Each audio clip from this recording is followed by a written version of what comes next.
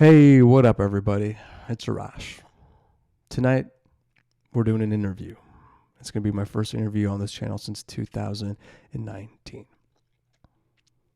Tonight, we're going to be having a creative chat with Dale Roossien, one of my favorite YouTubers on the platform. Now, when you say the word YouTuber in 2020, it can have some negative connotations. But when I say the word YouTuber, I mean it in the best sense of the word. I mean it 2012, when a YouTuber was someone who was authentic, someone who was trying to create something new, someone who created things for the sake of creating things and not for trying to feed and game an algorithm, because there was no algorithm. So enjoy this discussion and exploration in what creativity means for Dale and what it means for me, some of the challenges, and how Dale's able to keep his ego at a healthy distance when he creates. You're going to see some B-roll throughout this interview. That's all from Dale's channel, which I will leave a description below. I will leave a link to his channel in the description below, with the exception of one clip when I talk about sensitivity. And if you like the interview, let me know. Give this video a thumbs up. We'll do more of them. Enjoy. Really get better inspired me to get a gimbal, and it was like, how can I make this look like a Dale vlog? And that was at the back of my mind for that year that I spent overseas, and you really inspired, and I think rekindled a love of storytelling. Right. And secondly, something I really admire about you too, just as a young man, watching someone who's a father and a husband and who works make time for their creativity. Yeah. Is just really inspiring. And yeah, thank you. I wouldn't be able to continue through life if I didn't make time for that. So that's what saves you along the way is your interests, right? Yeah. So those are I just wanted to let you know, I mean, why I was so excited to hop on this call. Yeah. And I guess with that, a great place to start is, how do you get into video storytelling? How did I get into video storytelling? My journey for video storytelling was kind of a unique one in the sense that, I was in a band and a musician for many years before I had kids, even before I was married. I was like traveling coast to coast playing music in an indie rock band and several indie rock bands. And then in order to sort of compensate for being a starving, broke, dirty artist, musician, I had to pick up cooking gigs. So I started cooking, and then I got really interested in cooking and did an apprenticeship and became a chef and worked under a few really great chefs that mentored me and sort of expanded my creative horizons from music into food, into this alchemy, this chemistry. And when my wife got pregnant, she was smart enough and had the foresight to be like, you know what? I have the undergrad. I'll go to school. I'll get a career and stuff, Dale. You just keep searching for what it is that you're going to do. So I married up in a sense in that way, and I'm grateful for that. So I continued to cook and play music a little bit, but that took its toll on me sort of physically, emotionally, with basically not becoming a full-blown addict, like a drug addict or an alcoholic, but when you're in a high sort of stress job, drinking, smoking, I had a scare, and I was like, okay, this has to stop. I have no family life. You can't make a living off like $200 gigs or $100 gigs a night playing from town to town. You just can't. It's not sustainable for your future. So I got a camera because my buddy was like, hey man, you like taking videos? And I started making little videos around my studio, and then met a photographer, a much older photographer who's he's been in Architectural Digest and Home and Garden and all of these kind of like major publications. And he sort of took me under his wing and I walked through the process and worked with him, learning photography basically. And it just went from there. And then I started pushing the red button and making videos, man. It sounds like it's a story of creative evolution. Yeah. Is there a mourning process at the death of a previous creative endeavor or life and this rebirth, or of you coming into video and leaving an older identity perhaps, or creative outlets, and stepping into the unknown for a little bit where you're rediscovering another avenue? I think it was really more simple than that. I think it was really based on a monetary thing, because I had a little studio in my garage, a recording studio, and I would rent that studio to people who would do drum tracks in there or who do voiceovers in there, blah, blah, blah. And I just found the music industry to be so difficult to kind of have any revenue stream. And now it's even crazier with like Spotify and like the whole archetype for what was the music industry kind of shriveled up and died and had to reinvent itself a little bit. Whereas video was just taking off. And my wife is a creative director at an advertising agency. So I would get these little tiny sort of like gigs. And I look back at those gigs now and I think I cringe. I'm like, oh, wow, Dale, man. Ooh. But that's the only way to grow, is to just like kind of have the blinders on creatively and be like, yeah, this is the best thing ever, man. I want to tell everybody about it.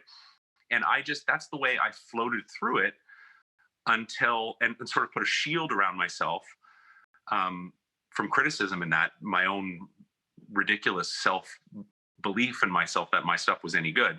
And now I'm to a point where I'm like, okay, I actually am a craftsman or craftsperson now, so to speak.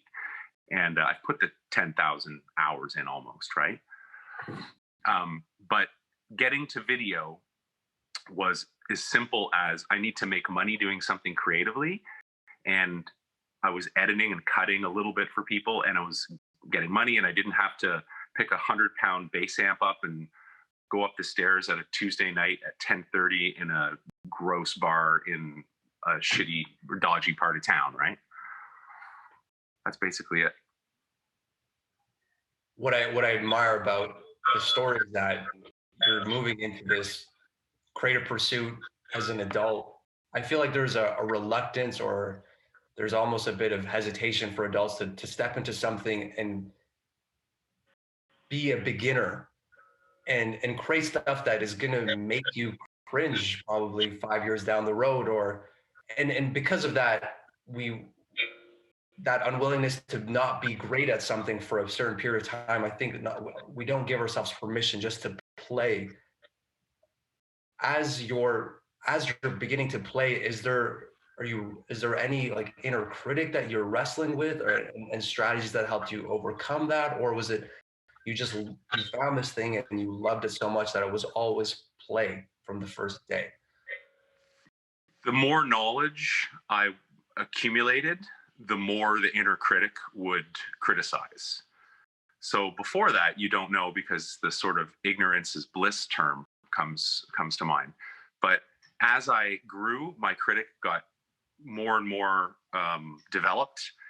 But I was always able to maintain this kind of baseline where I wouldn't allow myself to get hard on myself or be like, there's a fine line between sort of talking yourself up like you're really cocky and you know everything, and being self-denigrating and talking yourself down. So I've always tried to find that wave of like, it's okay, like just go with it. While you're on this journey, is there a video that comes to mind where, as you're editing it and you have the final cut and you watch it back, where you look at it and you tell yourself like, this is really good, like I've made stuff before, but there's a new feeling of excitement, and maybe in your mind where you can let yourself say like, no, like I'm good at this? Is there a video that comes to mind, or a piece of content that you created that? There's no video that comes to mind specifically that I'm good at this, other than the little moments that you take along the way to kind of reflect. And you don't even I don't even think we process it in like, I don't even self-talk about it. It's just like, it happens, you get a feeling. It's like you get a goosebump. I don't have to say anything to myself about it. I just know. There is one video that I made where I was like, this was the most cohesive, experiential sort of family. Like, this is Dale Roossien video, like, personified. And it was a video called, I think it was Cinematic Trippin', or it was A Place of Healing. And it was a cottage video that my family and I rented for a week. And it was this funky cottage. And I just felt so free and so open. I didn't have a gimbal or anything. I just had a camera, a lens, and I brought it everywhere with me.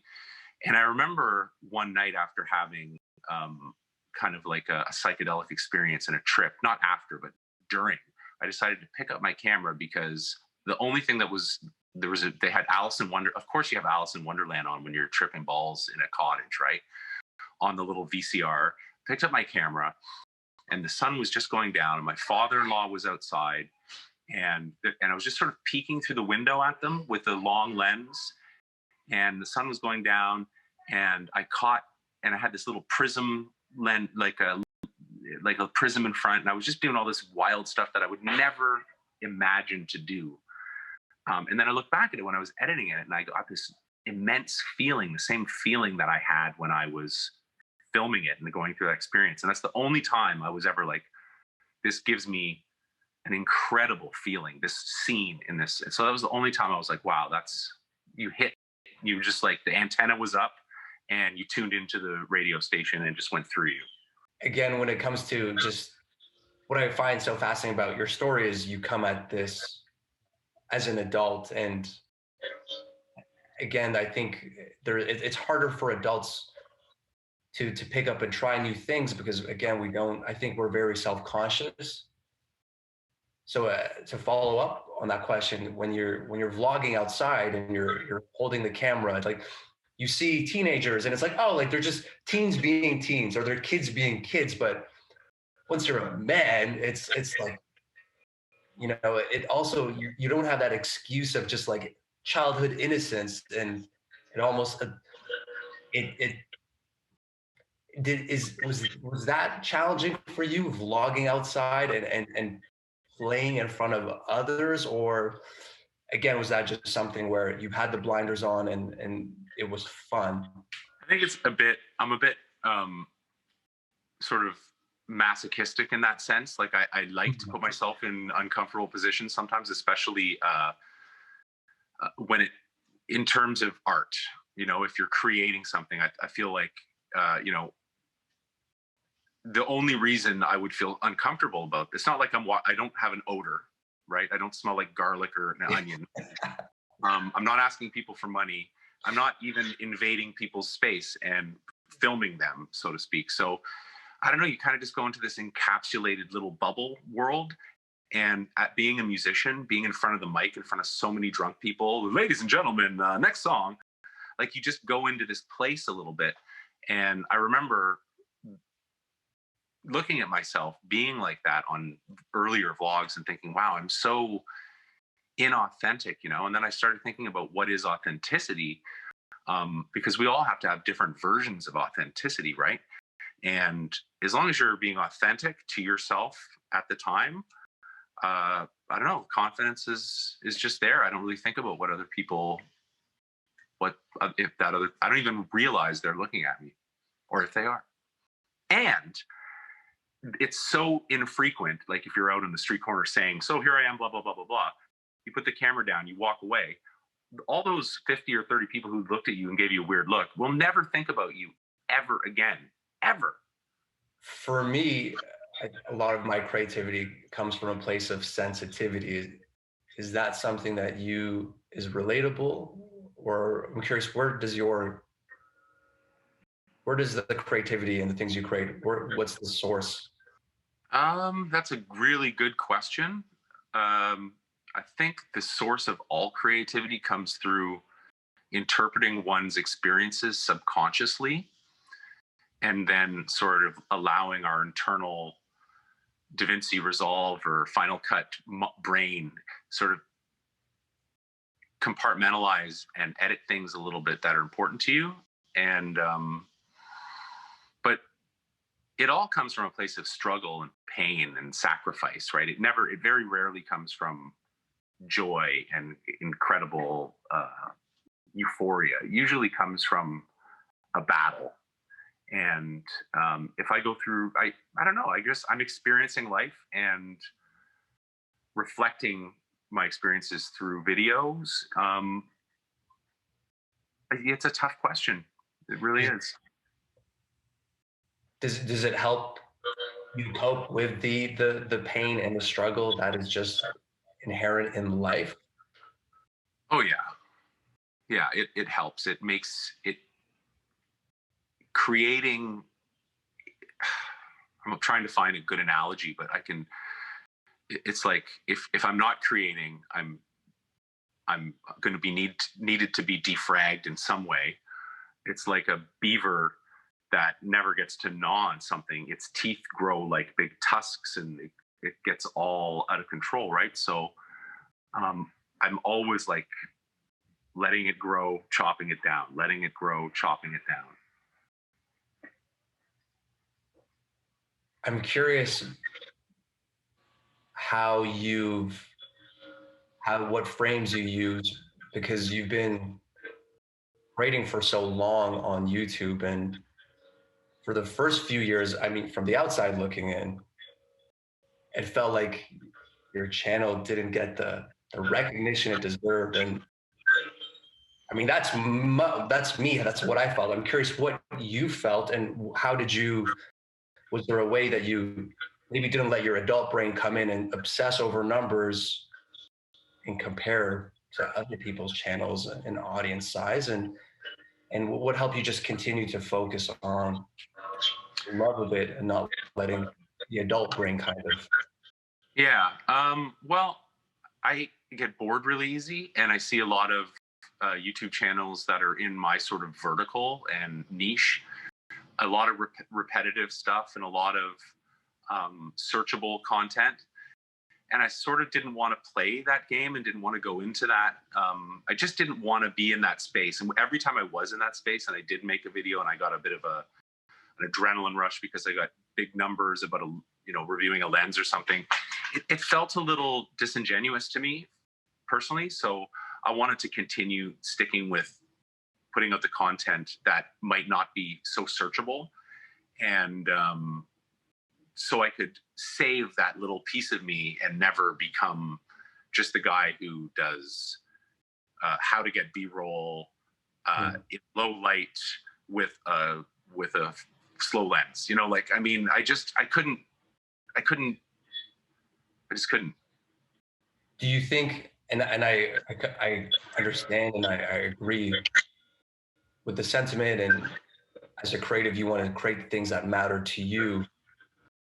Do you think, in terms of strategy, though, if you were to give someone some advice when it comes to YouTube, do you think that maybe that's a good way to just have a few pieces of content that could bring new people in and then they can stay for Dale?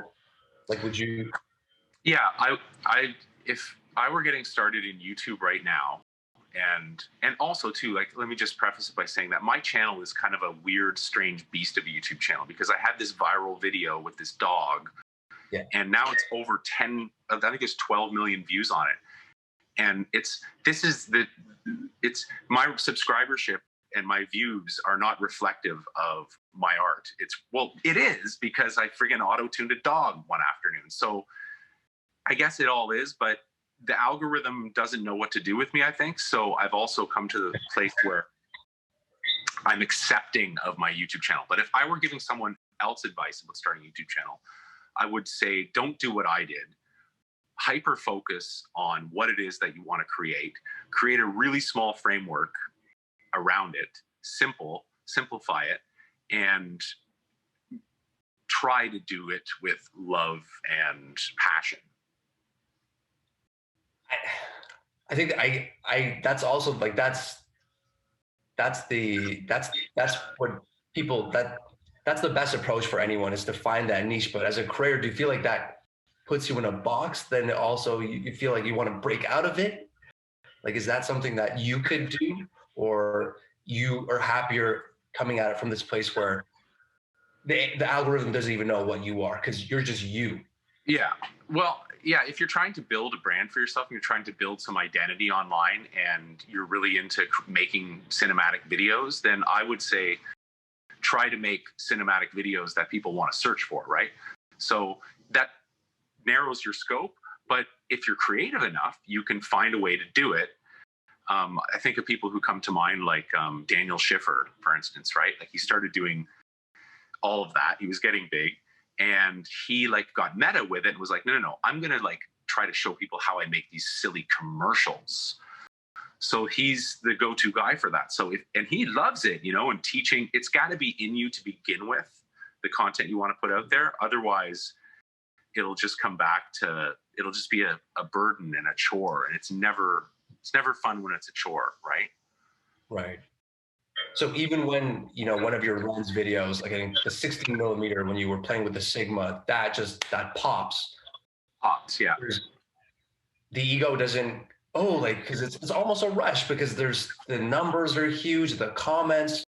Oh yeah, Philip Bloom commented on it. He was like, "Dale, this is beautiful." And I'm like, "Oh my God." I'm like, I think I just posted a screenshot of that to my Instagram. I was proud of it, but not egotistical. No, I'm too observant to allow myself to get tangled up in that now as a man who's like almost 50, right? Like I just like, no. I'll probably, so I got a motorcycle this summer and decided that was like a midlife crisis thing. And I started riding around my motorcycle, and then somebody cut me off at the end of the summer and I fell and I messed up my ACL. And I realized that this was like an ego related injury because, you know, I sort of reacted. And I every time there's an ego thing involved with me, I just am very hesitant. So no, I don't get carried away with that stuff, with the big views video.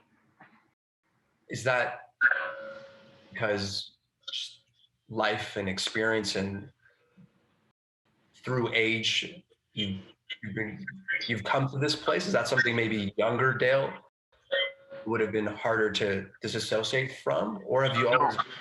No, I've always been sort of this way. I've always been kind of humble in a sense, and never, even though I like the attention, like I like attention. I'm if you knew me like personally and we were hanging out and having beers and stuff, I do impersonations and silly stuff, and like I'm very extroverted, but I'm not extroverted about my accomplishments or my ego. Maybe that's a Canadian thing. I'm wondering, how do you wear so many different hats in your personal life, your professional life?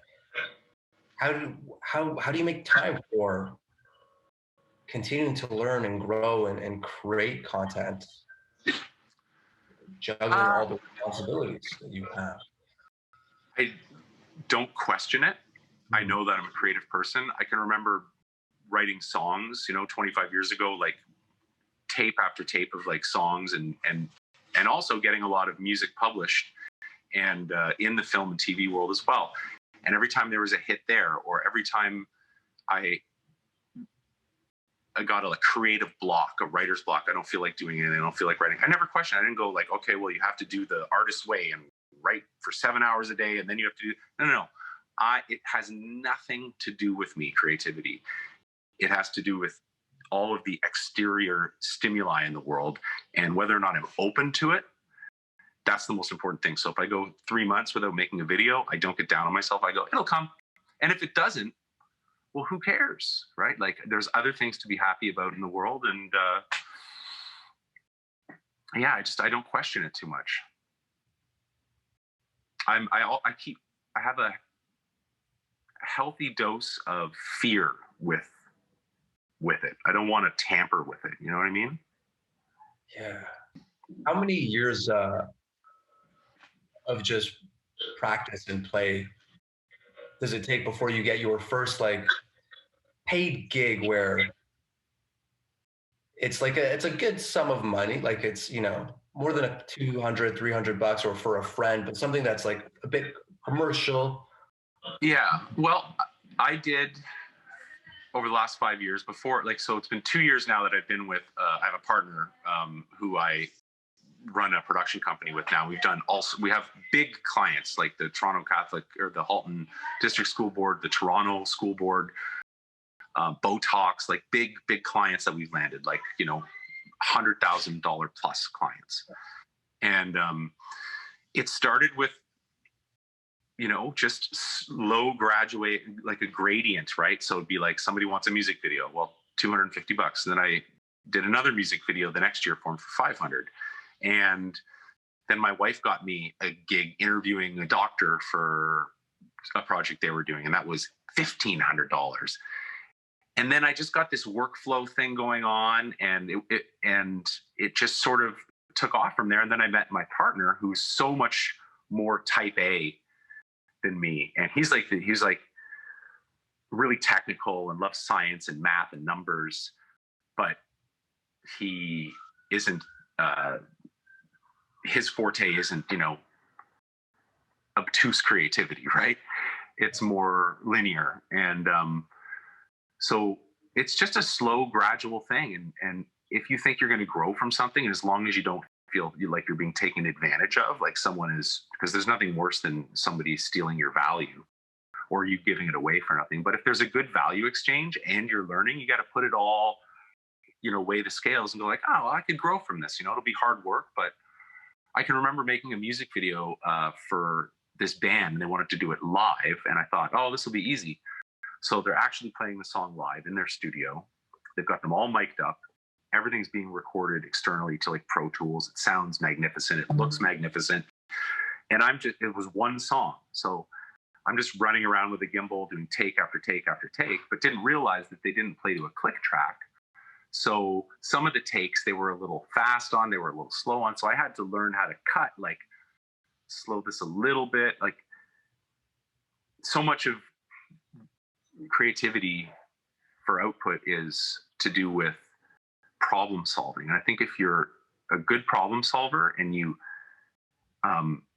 look at it as a challenge, then you'll go places. I think with anything in life, it's, you know, but specifically creative endeavors, and filmmaking, because there's so many variables from getting to an idea in my head to a render on YouTube. You know what I mean? Like there's a lot of steps that you got to go through. How do you define success when it comes to creativity? Not being cynical and bitter to the point of allowing, you know, no ceiling. The ceiling is forever growing. So if you put a limiter on yourself or a governor on yourself, be it through self-denial and dissonance, or if you just get so bitter that it's so clogged up that no hair can come through the follicle anymore. You're bald of creativity. Nice. You just have to be open-minded, I think, and just accept it. I guess a great question just to close it. What's next for you in your creative journey? Well, I think a big changes are happening. I mean, I'm moving out of this house. My family's moving to a new city. My parents have both passed away now, and I'm going to be turning 50 in June. So this is really a good place to, and I'm getting rid of so much stuff. So like physical stuff and emotional well, the emotional stuff is going to come a little bit later. COVID and all this has sort of put us in the quicksand a little bit, and you were always trying to fight to get out of it. But I think the future for me involves more professional work that is, I want to get a documentary on Netflix. So that's a real goal that I have. My partner and I just finished writing a script for feature film. And there's a pilot that we've just finished writing and done a treatment for. So I kind of want to get more into the storytelling world via Netflix and longer form content. I know I said that was my last question, but how do you feel about going and hitting that number?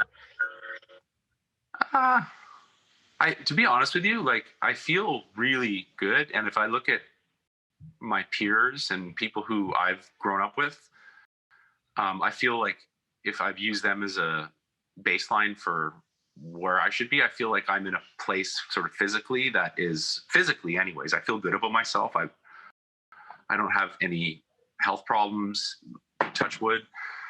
My mental health is naturally okay right now, I guess. But going into 50, yeah, I don't know, man. I'm still reflecting on it. I guess it's still happening. So I don't know. I really feel like it's, although one thing I will say is that it has sort of put you know how when you go through these things in life, sometimes, even if you're a young man, you can say, oh, I better stop. You know, if it's been like 6 weeks of eating bad and not working out, you get that little voice in your head that goes, you know, you got to make some changes, Dale. You know this, you're going to have to find that day to make the changes. And yeah, all right, but I got my hand in this bag of chips now and the TV's on, so fuck it. So that creeps up on me, that because when I fell on my motorcycle, I had to go through all sorts of rehab for the last few months. And only now have I got like almost all the mobility back in my knee. But I'm like, you know, like even if you're vegan, even if you're 50, even if you work out, even if you have good genetic compound and, you know, you're not overweight and you don't have a disease or any comorbidities, you're still 50 and your ACL doesn't just repair itself the way it did when you were 30 or 25. So I guess there's a little bit of a mirror in front of me that says, you know, these are the times to make the changes that will last forever and won't be fleeting. Got it.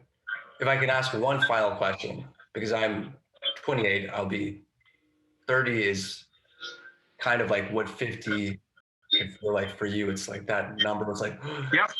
I hit that. It's like, okay, I'm not a kid anymore, even though I'm not a kid now, but it's like, I'm an adult. What would you say to 30-year-old Dale? I would say to anybody who's turning 30, who's, people who are just going to tread carefully into who wants to take the majority of your time away from you.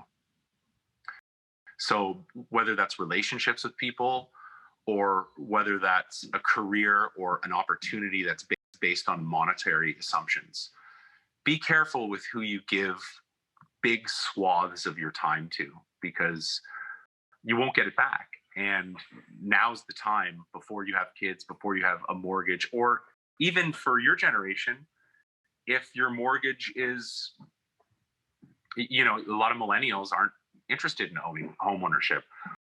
Maybe we shouldn't have kids, there's enough bloody kids in the world. There's a population problem. So the archetype for the future for your generation is going to be totally different than what it is for mine. Like, I come from the 70s, so it's like I even remember analog world of no bank machines, cashing checks at gas stations on Fridays, liquor stores closed, nothing open on a Sunday, having to dial the phone, having to put a tape in a tape recorder and make a mixtape for something. Like, it took so much more time. So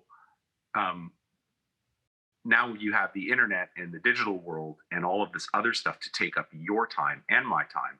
So yeah, be careful who you give large amounts of time to. That'd be my ominous advice. Thank you, Dale. Thank you so much for making the time. And it's been a long time coming, man. I'm so glad. Yeah, this was a great conversation, and absolutely, work has been so inspiring. Thank for you. me, just to see something that you create inspires me to create my own stories as well.